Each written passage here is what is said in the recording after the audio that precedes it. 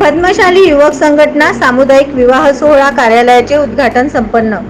पद्मशाली युवक संघटनेच्या वतीने अक्षय तृतीयेच्या मुहूर्तावर सोलापूर शहरात गेल्या 40 वर्षापासून सामुदायिक विवाह सोहळा पार पडतो, तर यंदाही सामुदायिक विवाह सोहळा मोठ्या उत्साहात संपन्न होणार आहे।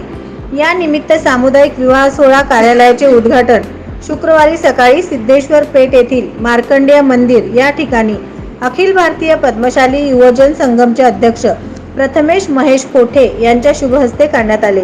यावेळी पद्मशाली ज्ञाती संस्थेचे अध्यक्ष सुरेश फलमारी, पद्मशाली ज्ञाती संस्थेचे सचिव संतोष सोमा यांच्या प्रमुख उपस्थितीत करण्यात आले।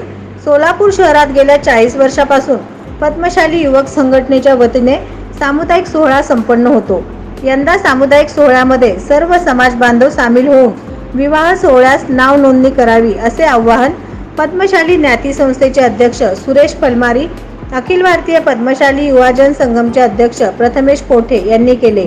या प्रसंगी पद्मशाली युवक संघटनेचे सचिव श्रीकांत दासरी, प्रेसिडेंट मनोहर मॅचरला, श्रीकांत कटकम, प्रकाश पोरंडला, अंबादास कुडक्याल, पद्मशाली युवक संघटनेचे उपाध्यक्ष नागार्जुन राहुल, गोविंद राजूल, पवन गुंडेटी, महेश येमूल आणि समाज बांधव उपस्थित होते। जय मार्कंडे। सालाबादप्रमाणे याही वर्षी अक्षय तृतीयेच्या मुहूर्तावरती आपल्या सर्वांना माहिती आहे की पद्मशाली युवक संघटनेच्या वतीने सामुदायिक विवाह सोहळाचं आयोजन करण्यात येत असतो आणि त्याचं कार्यालयाचं उद्घाटन आज झालेलं आहे। मी अनेक जे गरजू आहेत त्यांना हीच विनंती करणार आहे की आपण सगळेजण या विवाह सोहळ्यात सहभागी व्हावं, कारण आपण बघतोय की दिवसेंदिवस सामुदायिक विवाह सोहळ्यामध्ये वधूवरांची जी संख्या असते ती कमी होत चाललेली आहे, पण पद्मशाली युवक संघटना अतिशय चांगला उपक्रम ते घेतात, त्यामुळं अधिक संख्येत तुम्ही त्या ठिकाणी उपस्थित राहा। ओके काका।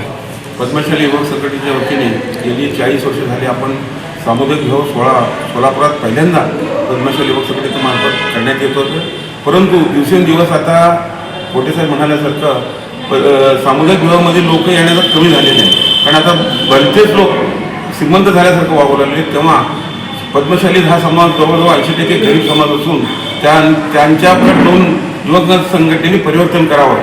वास्तविकता बोधुताई, कोरलेकर नगर, आपली विडी घरकुल अशा अनेक उपभाग आहेत, त्या ठिकाणी आपण जर प्रचार केला तर लोकांचे मत परिवर्तन होईल आणि ते लोक सामुदायिक विवाहामध्ये येऊन सहभागी होतील। तेव्हा युवक संघटनेने जोमाने प्रचार करावे, बाबा सामुदायिक विवाह ही काळाची गरज आहे, आपण परिस्थिती बघून वागायला पाहिजे, म्हणून तेव्हा युवक संघटनेने सगळीकडे जाऊन सगळ्यांना पटवून द्यावं अशीच मी या प्रसंगी पद्मशाली ज्ञाती संस्थेतर्फे आपल्याला विनंती करतो।